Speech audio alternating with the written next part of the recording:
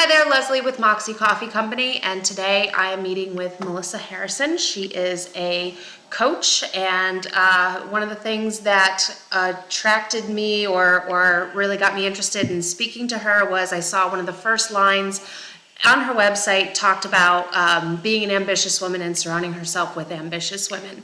So let's see. Hello, Melissa. How are you today? Hello, I'm doing well. Thank you so much for having me. Oh, thank you for joining us. So tell me a little bit about yourself. You are a coach. What type of coach would you say? I am a mentor to high achieving, ambitious, as you said, women.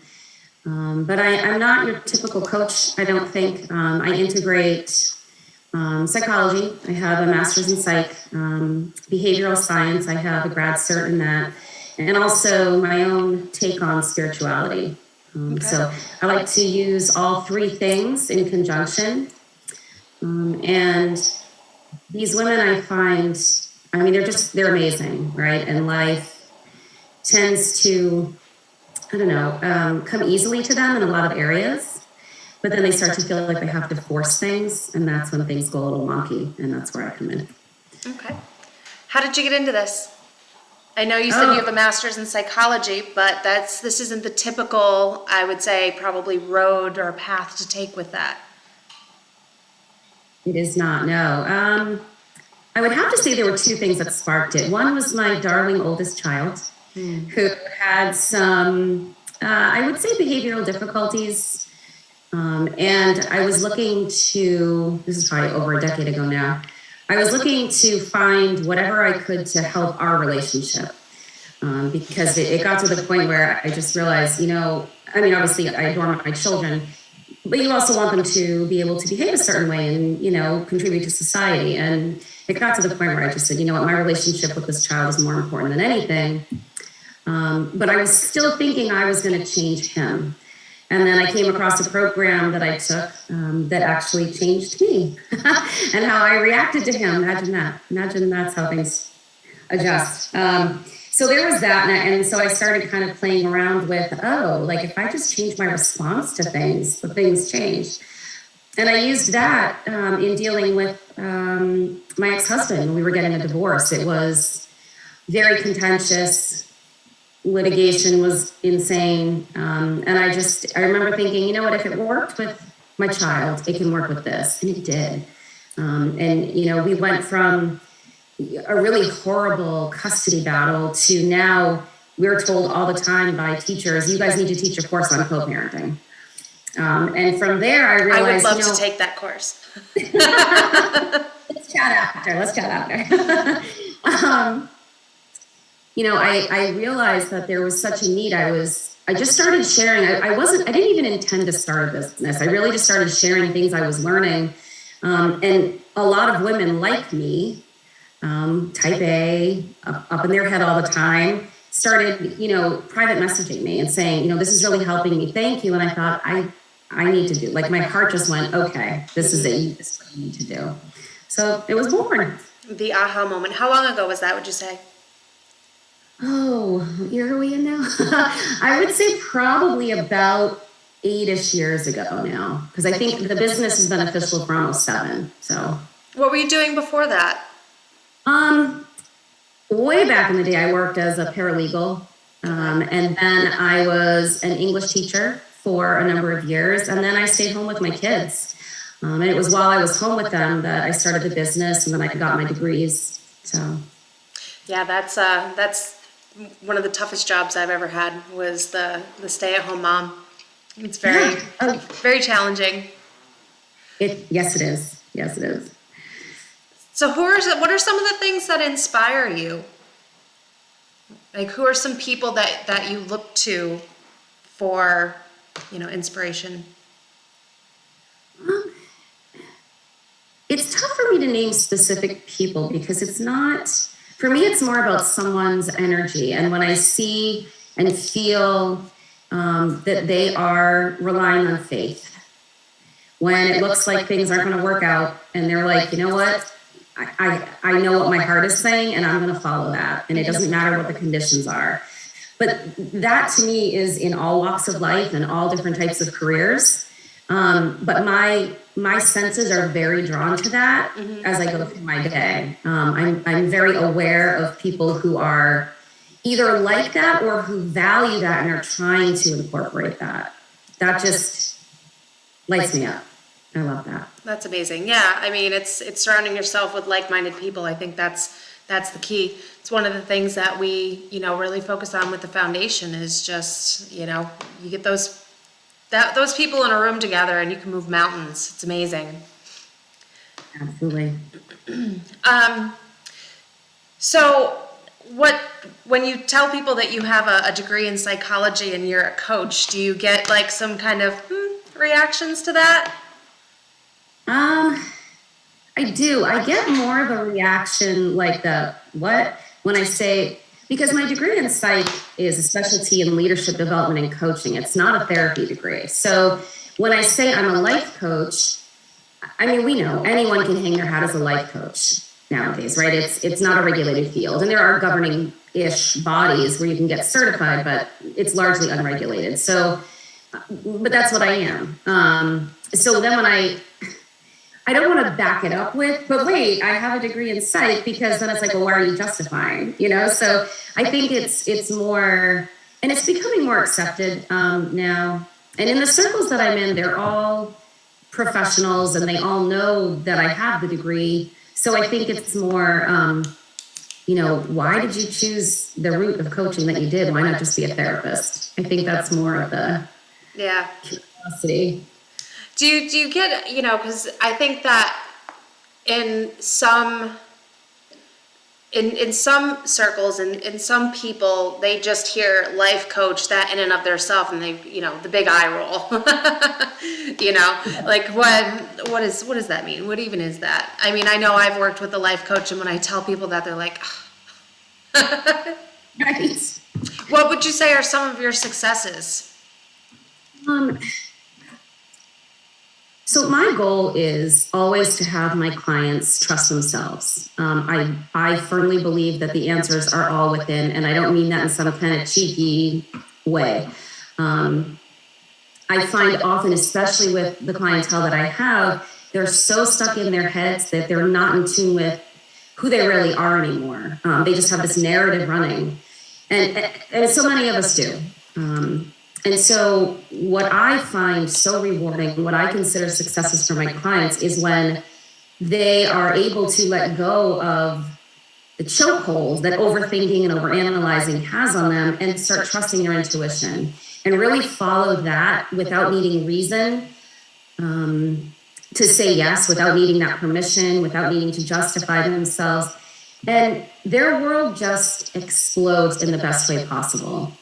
And then, like anything else, it starts to become a habit. And I see that their relationships with their kids improve.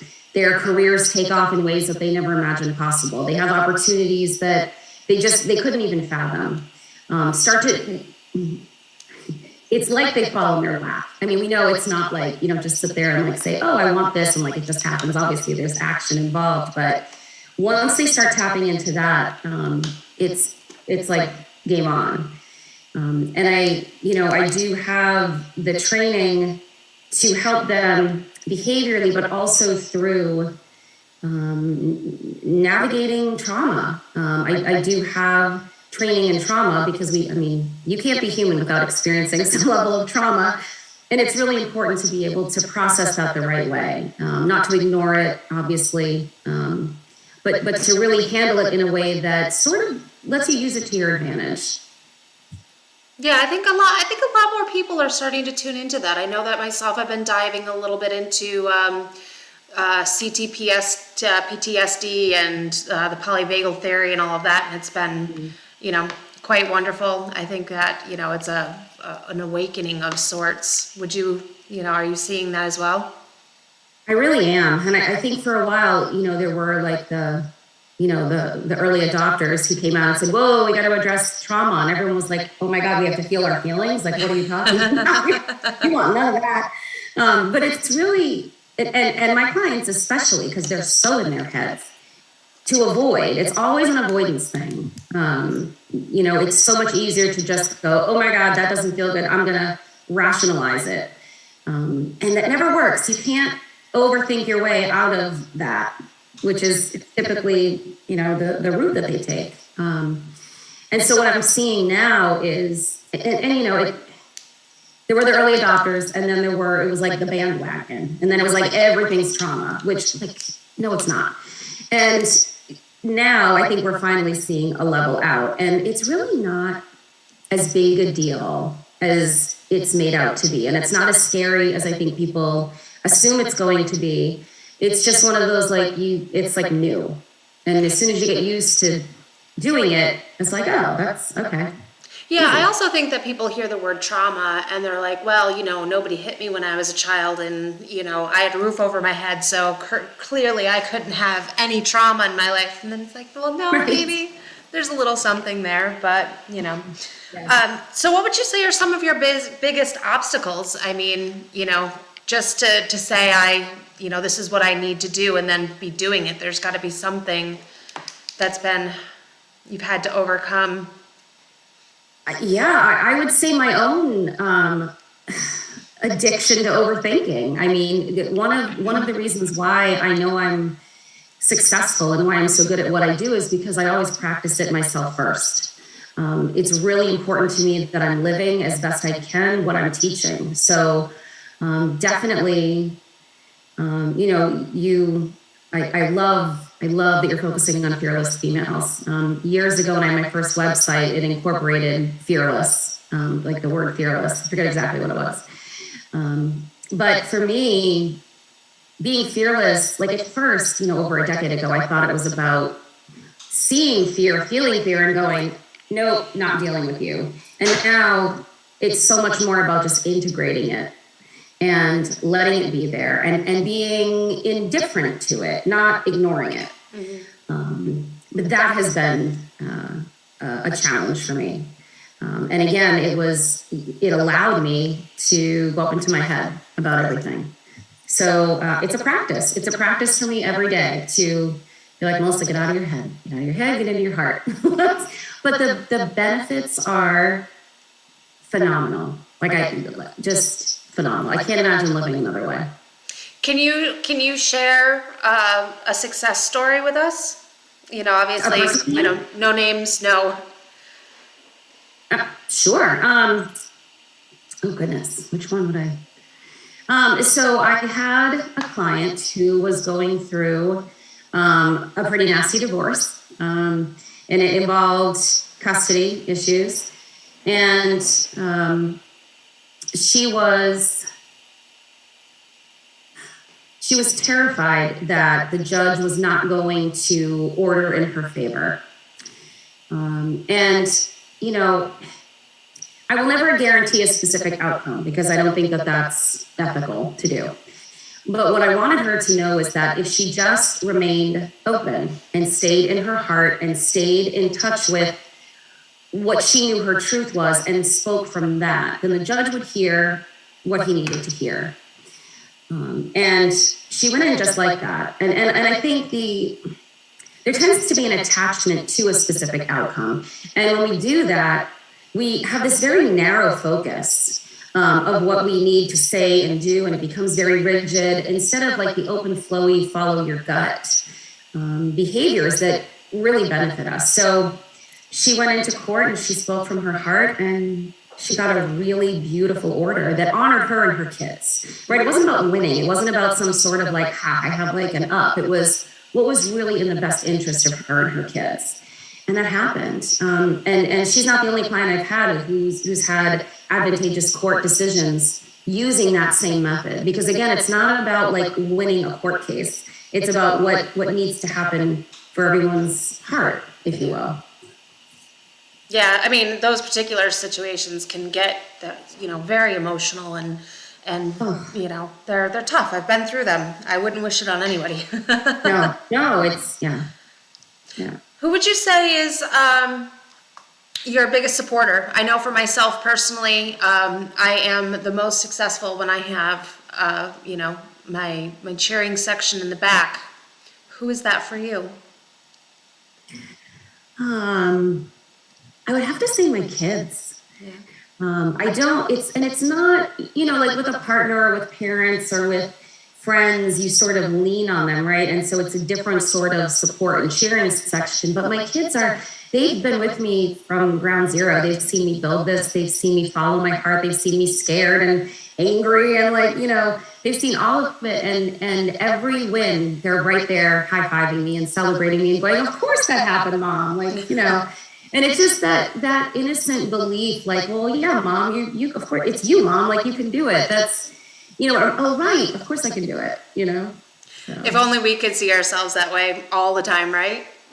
Exactly. It's just such a great reminder. Yeah. How old are they? 22, 17, and almost 12. Very nice.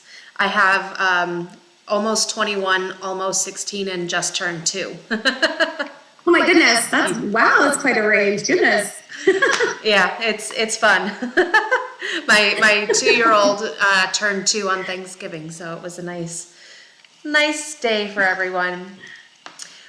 So is it your kids that keep you motivated? Is it your own successes? Do you have a life coach of your own? I always have some sort of coach or mentor. I tend to hire them from different spheres every year, but every year I always have someone. I just think it's really good to have a well-rounded support system. I would say, I'm sorry, can you repeat the question again? I got caught in I was thinking about the coaching that I'm doing. Just, what keeps you motivated? Motivated, that's right.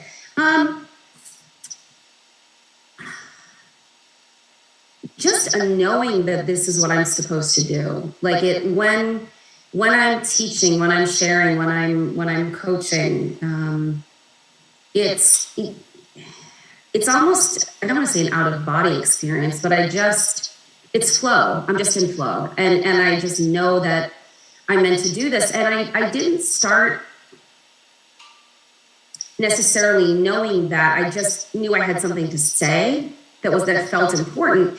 And the more that I did it, the more people would come to me and be like, I know I don't like your posts or comment on them. I'm afraid so-and-so is going to see them, but it's really helping me. And I find that the more I just tune into my heart and let flow what needs to flow, the more people just show up and go, oh my God, thank you. Oh my God, thank you. So I think it's both, right? It feels like home to me to do it, but then I know it's benefiting other people.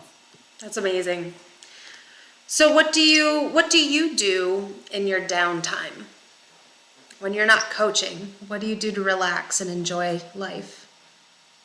Well, I love fitness. I love lifting, dancing. Really moving my body is important to me. And I do find that the more I do that, the more I keep that routine, the easier it is for me to tap in to my body and stay out of my head, which is good. I love to travel. Love it. I actually was telling the kids, I'm like, I'm going to Florida this weekend. I have nothing booked yet, but I'm just like, I'm taking off. Nice. I just need to go. So yeah, I love to travel. I love reading. I got that probably is obvious. I love spending time with my kids. My daughter and I lately have been on a cribbage kick. Like every night we're playing cribbage, and my kids just, God, they make me laugh. And laughter is just so pure. Yeah, that's fantastic. what I love. So where do you see this going? Do you have aspirations to incorporate more, or is it, pretty much what it is? And I definitely have aspirations. I actually earlier this year trademarked a phrase that is related to my coaching. I have written several books. They're on Amazon, and the trademarking kind of came out of that. And then I launched a store using the trademark. Right now it has mostly athleisure. I've collaborated with several local to me people in the wellness area as well. I don't have a final vision. I just know that I'm not done yet. All right, I like that. I like that, because I think that if you were to have that final vision, you would get the tunnel vision and that expected outcome that you were talking about. So that probably doesn't work.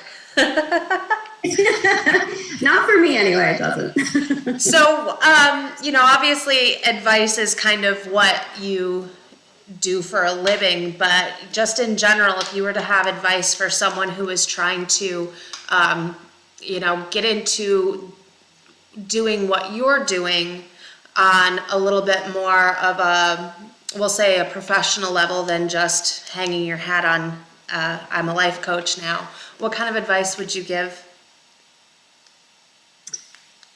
Well, my first piece of advice is always trust your gut. I don't think that there's any one path that's right at all. I think we really need to tune into not what we're afraid of happening or not what we think we should do, but really like if there were, I always say to my clients, if I could wave a magic wand right now and there were no shoulds and there were no fears, what would you want? And then from there, go back and decide the steps. I do think it's important to be trained in some way. I don't think you necessarily need a degree in psych. I just wanted that. But I do think having some sort of certification is really important. Obviously, self-awareness. I mean, you can't help someone else tap into their self-awareness if you're not aware enough of your own self. And don't limit yourself. I always say don't limit God and the universe by limiting yourself. You don't have to know the how. The how will come. Your job is to hold the vision and go from there. Can you tell us a little bit about your books? Sure. So the first one I wrote after that divorce debacle that I had, and it was all about it's 30 days to overcoming toxic relationships, and now it's a buzzword. I wrote this book like years ago. Now it's such a buzzword, and I want to kind of change the title. But essentially, it's really about the relationship we have with ourselves. So it goes through. There's 30 lessons in the book. And it's all to help you figure out essentially where you're being toxic to yourself. And it highlights how then it's projected out and how you're accepting behavior from people that you shouldn't be, but it's pretty much because you're accepting it that you're doing it to yourself. And the second book was all about how to be a fierce leader.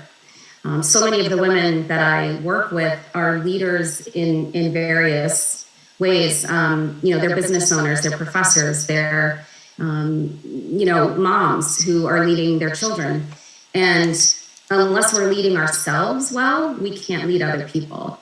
So that's what the second book is about. Very nice. And those are available on Amazon, you said? They are, yeah. Fantastic. Are they available in your shop as well? Or just Amazon?